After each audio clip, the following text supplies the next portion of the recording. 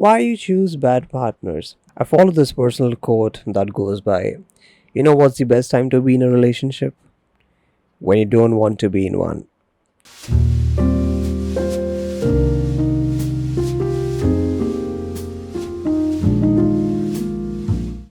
There are numerous psychological reasons on why we tend to find bad partners for ourselves. That may include trauma, optimism, bias, yada yada, the list goes on and on.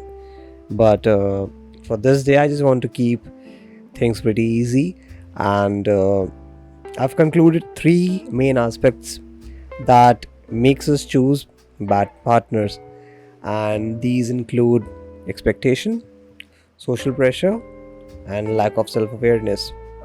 Now, if you think closely, these three things operate the three major aspects, your criteria of choosing a partner. Expectation itself is a criteria, but it sets an unachievable high standards.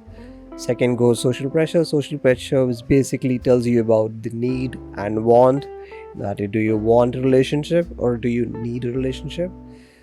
The third is lack of self-awareness. You basically, are you even ready for a relationship or not? We all have an idea of a partner in our mind. Let's take an example. I want a partner who is working. I want a partner who helps me with the house core. I want a partner who helps me with finances. These things are called as preferences. Preferences are pretty flexible in nature. That means they don't come with surety. Obviously, preferences, that means it's holistical. Preferences may go like 10 things, 20 things, you just never know. And if three things don't work, the other 10 or 8 are there to compensate, and you're ready to compromise on that, right? Expectations, on the other side, comes with a sense of surety. I'm expecting my partner to have a decent salary, a surety, and if that doesn't happen, that will make me unhappy. There's one aggressive form of expectation that I say, it's called as illegitimate entitlement. Illegitimate expectation comes when your expectation takes an aggressive turn. Now, this may sound something like, I want a decent salaried person because I deserve. Now, this is not a wrong thing though, but what's wrong? What's the illegitimacy here? If it's not coming from a social status, if they're offering to the person, or they're asking to the person that they're asking, and that may sound pretty unfair, you're not making room for improvement, and you're basically setting in unachievable standards in your life. More than setting unachievable standards, it makes you overvalue and undervalue a lot of things. Like, let's take an example. If someone is providing you with a decent salary, and but as a person they're not a good person, so you will try to overvalue the salaried aspect, and you will try to undervalue the overall personality of that person. So yeah, that is not a good judging factor. So I guess you should just try thinking about this. Social pressure, now this is an interesting one. We all have been through this. We all have been through the phase where society has given us the reason to be in a relationship, or they have given us a reason to find love, but that's not how things work. Let's say an example. You have a group of 3 friends, and 2 of your friends are in an intimate relationship, and you're not. You're a single person. Chances are you may feel neglection, and you may start talking to yourself in a way, if they are dating, I should also date. Or if they are dating, will they even accept me as a person if I'm not dating someone? That it comes from a place I'm assuming a lot of people have been there, and it comes from a place of insecurity, and we're gonna talk about this later in the video. But basically, it also tells you about one thing, that is, you are wanting a relationship, and you don't need one, you're just wanting one. Imagine, okay, just try saying this to yourself: I want a relationship, right? And now say I need a relationship. You're basically going for the wants. You're not going for the needs. And I would say, just go on with the life with this general rule of thumb that may come in handy. This is a classic bandwagon effect of college scenarios you must have seen. People are just dating each other. Sorry, not dating each other. They are dating people, and you'll find a chain of relationships in college.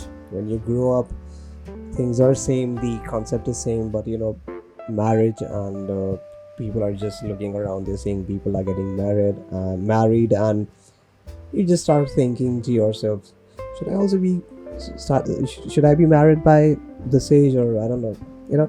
But just think about it. Social pressure should not influence your decision of finding a partner. The reason to expectation and social pressure lands us to our third most important aspect, that is lack of self-awareness. Finding a partner is one of the prime needs according to Maslow's hierarchy of needs. But we need to realize, or we need to question ourselves this one thing, that are we even ready to be in a relationship? Now, if I ask you that, I have a follow-up. Self-sufficient? Are you self-sufficient? Are you emotionally available? Are you practically aligned? Are you emotionally mature? And are you patient? Are you? Think about it. Lack of self will make your life miserable, and your partners too. Lack of self-awareness will also make you choose a bad partner, and it will make you a bad partner as well. Reason being, you're just finding answers in others and not within you. This takes me back to the personal quote that I follow. That is, what's the best time to be in a relationship? When you don't want to be in one. This actually holds true. You know why? If I tell you my personal experience, whenever I'm really busy in my life, like for a week I'm fully occupied in my personal projects, in my guitar sessions, I'm busy with my work, in my campaigns, and all those things. I just don't have time to think of bullshit, right? And whenever on the days where where I'm doing nothing, I'm just sitting all by myself, I try to have those feelings like around my head, like I should start fighting someone. But you know what? Self-control.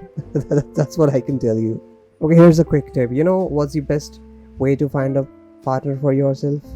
Start meeting people, and by that I don't mean the opposite gender, but basically just start meeting people without any expectations, and trust me, this will come in handy.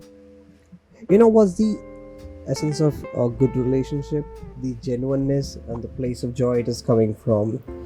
If the connection is genuine and you're feeling the joy which is coming naturally to you, that relation may work or may not. That's the future, but that's how relationships work. What's the best part of it? You don't need to learn any risk, manipulation, seduction, or any those kind of things. You just have to work on yourself. But yeah, before doing this, you just have to have a great sense of self-awareness. Otherwise, it won't come in handy. You will start expecting a lot.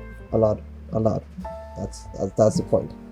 So to summarize everything, don't highly expect, because that will set unachievable standards and that will lead to disappointment and social pressure. Don't concentrate more on the needs and not on the wants.